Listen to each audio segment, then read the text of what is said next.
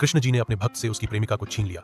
आखिर सच क्या था? दोस्तों, हम इस चैनल पर हमारे वेदों, उपनिषदों, ग्रंथों और गीता में जो ज्ञान लिखा है उसकी मदद से आधुनिक समस्याओं का समाधान देने की कोशिश करते हैं। अगर आपको भी यह वीडियो पसंद आए तो लाइक और सब्सक्राइब करें, और अगर आप भी इस मुहिम का हिस्सा बनना चाहते हैं तो अपने दोस्तों के साथ शेयर करें। यह कहानी है एक युवक की जिसका नाम राहुल था।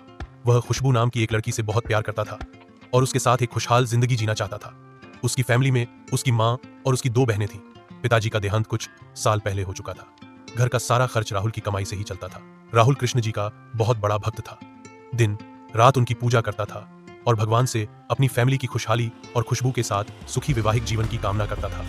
लेकिन भगवान को जैसे कुछ और ही मंजूर था। एक दिन राहुल को ऑफिस में फोन आया कि खुशबू का एक्सीडेंट हो गया है। वह भागते भागते जब तक वहां पहुंचा तब तक डॉक्टर ने उसे मृत घोषित कर दिया था। राहुल के पैरों तले से जैसे जमीन ही खिसक गई। उसके सारे सपने चकनाचूर हो गए। राहुल ने खुद को कमरे में बंद कर लिया। वह भगवान की मूर्ति के सामने शिकायत भरी नजरों से देखता और रोता रहता था।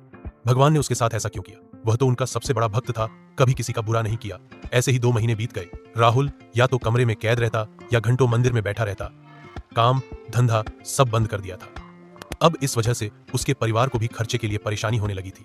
खाने तक के लिए सोचना पड़ रहा था। तब एक दिन मंदिर में उसे एक साधु बाबा मिले। उन्हें राहुल की कहानी पता थी। उन्होंने राहुल से कहा, कृष्ण के भक्त होकर तुम शोक में डूबे हुए हो।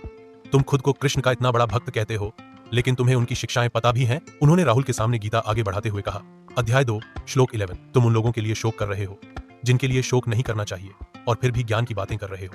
विद्वान न तो जीवित के लिए शोक करते हैं और न ही मृत के लिए। श्री कृष्ण अर्जुन से कह रहे हैं कि सच्चा ज्ञानी आत्मा के शाश्वत स्वरूप को समझता है। जीवन और मृत्यु केवल शरीर के स्तर पर होते हैं, आत्मा पर नहीं।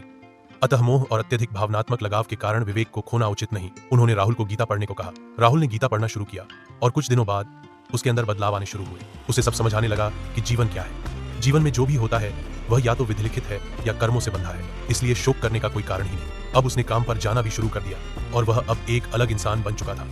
अपनी हर जिम्मेदारी को भगवान का आदेश मानता था और हर सुख दुख को उनकी इच्छा, और ऑफिस में भी किसी को कोई समस्या होती तो उसे भी गीता का ज्ञान देकर हल कर देता था।